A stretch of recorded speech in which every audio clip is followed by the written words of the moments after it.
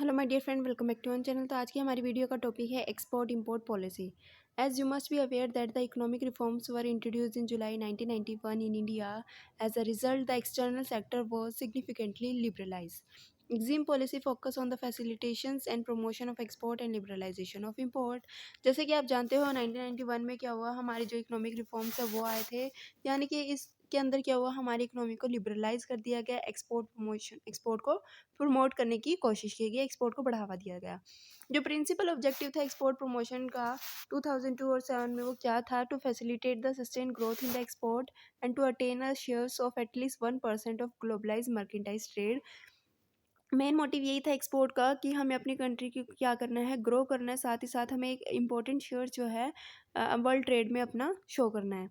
To stimulate sustain economic growth by providing access to essential raw material, intermediatory component, consumable and capital goods require for production and providing services. यानी कि हमें क्या करना है, अपनी country के अंदर वो गुड्स या सर्विसेज को इंपोर्ट करना है जो कि रिक्वायर है, जिनको हम यूज़ करते हैं प्रोडक्शन के लिए। उन रॉ मटेरियल को, उन कैपिटल गुड्स को, उन टेक्नोलॉजी को हमें अपनी कंट्री के अंदर क्या करना है, इंपोर्ट करना है, ताकि हम उनसे गुड्स को प्रोड्यूस कर सकें और उनको यूज़ कर सकें एक्सपोर्ट पर्पज़ के लिए।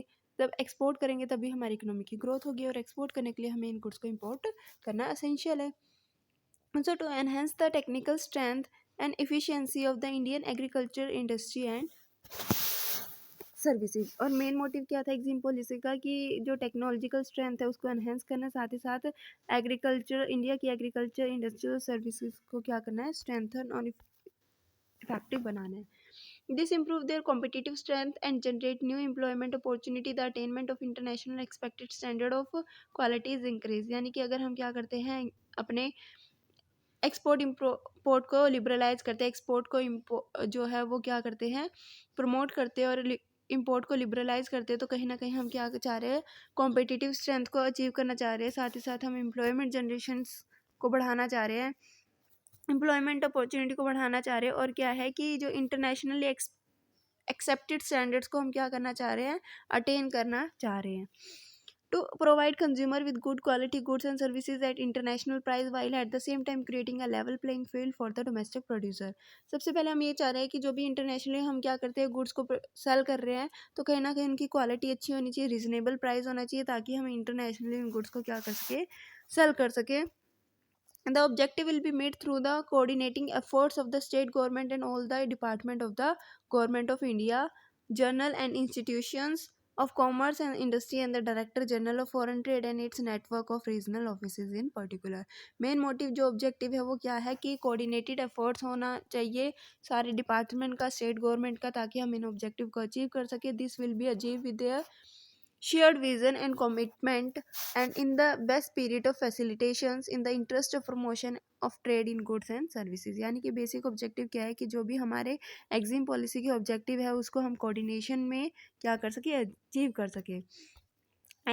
एग्जिम पॉलिसी क्या होता है, इसके ऑब्जेक्टिव क्या होते हैं, ये हमने देखा। अब हम देखते हैं कि जनरल प्रोविजंस क्या है। जनरल प्रोविजन क्या कहते हैं, export and import free unless regulated. Export और इंपोर्ट कर सकते हैं, उस पर कोई ड्यूटी वगैरह नहीं है जब तक वो रेगुलेट ना हो। तो export and import shall be free except in case where they are regulated by the provision of this policy or any other law for the time being in a force। वैसे कोई export या import पे कोई जो है problem नहीं है, freely आप एक्सपोर्ट या इंपोर्ट कर सकते हो। अगर कोई ऐसे गुड्स है जिस पे क्या है, रेगुलेशंस है, जिस पे प्रोविजंस है, या जो लॉ के रिगार्डिंग जिनको एक्सपोर्ट या इंपोर्ट किया जाएगा, तो उसके अकॉर्डिंग की कुछ रेगुलेशन है, उसको क्या करना पड़ेगा, मानना पड़ेगा। आप उन गुड्स को एक्सपोर्ट या इंपोर्ट नहीं कर सकते जिन पे रिस्ट्रिक्शन है। Compliance with law.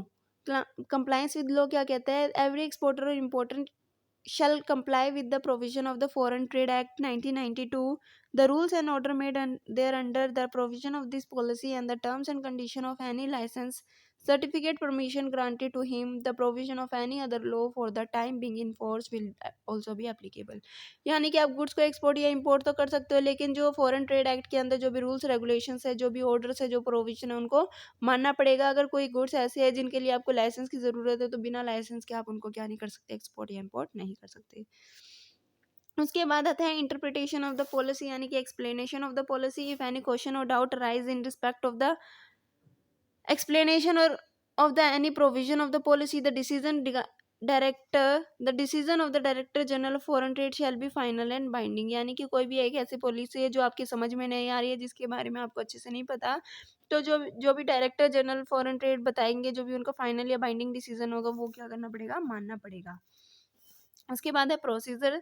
The director general of foreign trade may specify the procedure to be followed by exporter and importer और बाय एनी लाइसेंसिंग और any competing authorities for the purpose of implementing the provision of the act rules और order. Director general of foreign trade ये कहते हैं कि जो भी procedures है, एक्सपोर्ट से इम्पोर्ट से रिलेटेड कोई भी लाइसेंसिंग रिक्वायरमेंट है, तो उनको मानना पड़ेगा, उनको फॉलो करना पड़ेगा। एग्जेम्पशन फ्रॉम पॉलिसी और प्रोसीजर।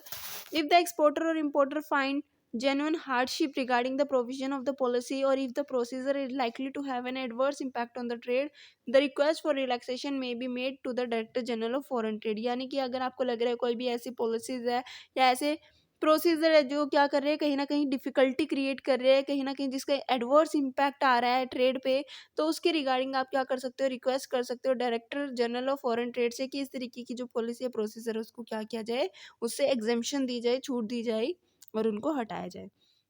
उसके बाद आता है principle of restriction. Director general of foreign trade may adopt and enforce any measures necessary for production, prevention and conservation of trade of identified commodity through a notification. इसमें कहा गया है कि जो डायरेक्टर जनरल है फॉरेन ट्रेड के, वो adopt कर सकते हैं या एनफोर्स कर सकते हैं किसी भी तरीके के मेजर्स जो लगता है ज़रूरी है, किसी भी तरीके की रिस्ट्रिक्शन वगैरह लगा सकते हैं ताकि वो क्या कर सके, प्रोटेक्ट कर सके, प्रिवेंट कर सके ट्रेड को, ठीक है, थ्रू अ नोटिफिकेशंस। उसके बाद आता है restricted goods. The goods for which export and import are restricted shall be exported और imported only in accordance with the license, certificate, permission or public notice issued in this behalf, the validity period and the conditions specified in the license, certificate, permission और public notice shall be applicable. Restrictive goods यानी कि आप कुछ ऐसे goods है जो कि restricted है, जिसका इंपोर्ट या एक्सपोर्ट नहीं कर सकते। हाँ, अगर अगर इन चीज़ों का एक्सपोर्ट या इंपोर्ट करना है तो उसके लिए लाइसेंस की, परमिशन की, सर्टिफिकेट की ज़रूरत होगी, तभी आप क्या कर सकते हो, इन गुड्स को एक्सपोर्ट या इंपोर्ट कर सकते हो। State trading. Any goods the export or import of which is governed through exclusively or special privileges granted to state trading enterprises may be exported or imported by the state trading enterprises। यानी कि कुछ ऐसे goods हैं जिसको हर कोई जो है export या इम्पोर्ट नहीं कर सकता, सिर्फ स्टेट गवर्नमेंट ही उसको क्या कर सकती है, उन गुड्स में डील कर सकती है। उसके बाद आता है importer exporter code number. No export और import shall be made by any person without an exporter importer code number unless specifically exempted. यानी कि अगर आपको एग्जेम्पशन दी हुई है कि आपको किसी भी तरीके के एक्सपोर्टर इम्पोर्टर कोड नंबर की ज़रूरत नहीं है, तो आप क्या कर सकते हैं, एक्सपोर्ट कर सकते हो। लेकिन कुछ गुड्स ऐसे हैं जिसको एक्सपोर्ट या इम्पोर्ट करने के लिए आपको इम्पोर्टर एक्सपोर्टर कोड नंबर की रिक्वायरमेंट होगी, तो आप बिना इस नंबर के किसी भी गुड्स को जो है एक्सपोर्ट नहीं कर सकते, अगर उस स्पेसिफिक गुड्स के लिए अगर आपको इस तरीके के नंबर की रिक्वायरमेंट है तो। उसके बाद आता है ट्रेड विद नेबरिंग कंट्रीज। किस तरीके से नेबरिंग कंट्री के साथ ट्रेड किया जाता है। Director general of foreign trade may issue instruction to promote trade and strengthen economic relation with the neighbouring country. Transit facility. Transit of goods through India from और to countries adjacent that is next to India shall be regulated in accordance with the bilateral treaties। यानी कि किस तरीके से transaction करना है, किस तरीके से गुड्स को एक्सपोर्ट या इंपोर्ट करना है, जो भी हमारी कंट्रीज, जो भी कंट्रीज क्या है हमारे पास में ही है, हमारे साथ वाली कंट्रीज में, तो उसके लिए जो है रेगुलेशन बायलेटरल ट्रीटीज़ के अकॉर्डिंग ही होगी। जो भी बायलेटरल ट्रीटीज़ है उन कंट्रीज़ के बीच में, उसके अकॉर्डिंग ही क्या होगा, एक्सपोर्ट या इंपोर्ट होगा।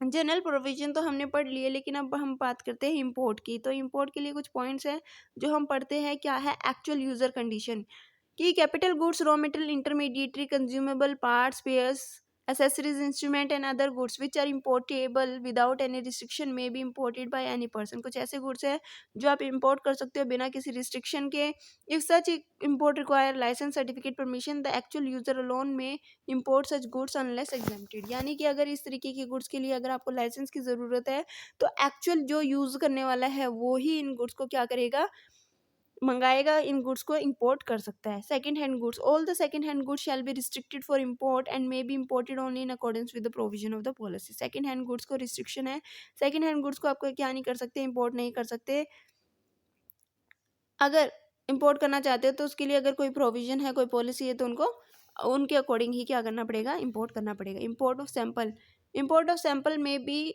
शैल be govern by the provision of the policy. जो भी प्रोविजन है इसके रिगार्डिंग, जो भी पॉलिसीज है उसके अकॉर्डिंग आप क्या कर सकते हो, सैंपल्स को इंपोर्ट कर सकते हो। Import of gift shall be permitted where such goods are otherwise freely importable under the policy. अगर फ्रीली इंपोर्टेबल है तो आपको कोई लाइसेंस वगैरह की जरूरत नहीं है।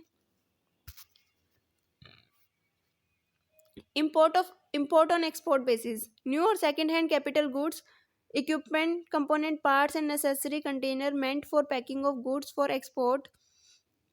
Jigs, molds, dyes and molds may be imported for export. यानी कि क्या होता है, कुछ गुड्स को हम क्या करते हैं, इंपोर्ट करते हैं ताकि इनका यूज़ करके हम गुड्स को बनाएं और उनको एक्सपोर्ट कर सकते हैं। They can be imported without a licence, certificate, permission or on execution of legal undertaking, bank guarantee with the custom authority. The item should be freely exportable without any conditionality. यानी कि इन goods को क्या कर सकते हो, आप import भी कर सकते हो, एक्सपोर्ट भी कर सकते हो बिना किसी कंडीशंस के। Re import of goods repaired abroad, यानी कि हमने कोई गुड्स को अपनी कंट्री में इंपोर्ट किया, ख़राब निकले, हमने कहा रिपेयर के लिए हमने उसको वापस भेज दिया। अब हम क्या कर रहे हैं, वो ठीक हो गए, अब हम मंगाना चाहते हैं। तो capital goods, equipment, component, part and necessary whether imported or indigenously may be sent abroad for repairs, testing or any quality improvement. They can be re-imported without a license, certification or permission. बिना किसी licence, certificate और permission के आप क्या कर सकते हो, import कर सकते हो। Import of goods used in project abroad. Used goods include capital goods may be imported by the project contractor after completion of the project. The goods may be imported without a license, certificate, permission provided they have been used for at least 1 year. कोई भी goods आप क्या कर रहे हो, import कर रहे हो, जो आपने अब्रोड में भेजे थे किसी भी प्रोजेक्ट के लिए, वो प्रोजेक्ट पूरा हो गया, अब आप उस गुड्स को इंपोर्ट करना चाहते हो तो इंपोर्ट कर सकते हो, उसके लिए कोई लाइसेंस वगैरह की ज़रूरत नहीं है। लेकिन कंडीशन एक ही है कि वो गुड्स एटलीस्ट 1 साल के लिए वहाँ पे यूज़ होने चाहिए। उसके बाद है इंपोर्ट अंडर लीज फाइनेंसिंग। आपने कोई भी सामान जो है वो लीज पे दिया, काम हो गया, अब उसको मंगाना चाहते हो।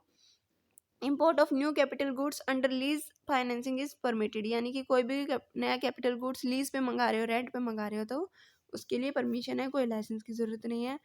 Clearance of goods from customs. The goods already imported but not cleared from custom may also be cleared against the licence, certificate, permission. यानी कि गुड्स को आपने इंपोर्ट किया, आ गए कंट्री में, लेकिन अभी कस्टम से क्लियरेंस नहीं मिली। क्लियरेंस मिल जाएगी अगर आप लाइसेंस, सर्टिफिकेट या परमिशन दिखाते हो उसके रिगार्डिंग। तो एग्जीक्यूशन ऑफ बैंक गारंटी और legal undertaking. Whenever any duty-free import is allowed or specifically stated, the importer shall execute a bank guarantee, legal undertaking with the customs authority before clearance of goods. यानी कि अगर आप क्या कर रहे हो, किसी भी ड्यूटी फ्री इंपोर्ट को कर रहे हो, किसी भी गुड्स को इंपोर्ट कर रहे हो, उसके लिए कोई ड्यूटी वगैरह पे नहीं करनी, तो उसके लिए क्या है, आपको बैंक गारंटी या लीगल अंडरटेकिंग जो है कस्टमर अथॉरिटी को दिखानी पड़ेगी, तभी जाके आपको जो है क्लियरेंस मिलेगी उन गुड्स की।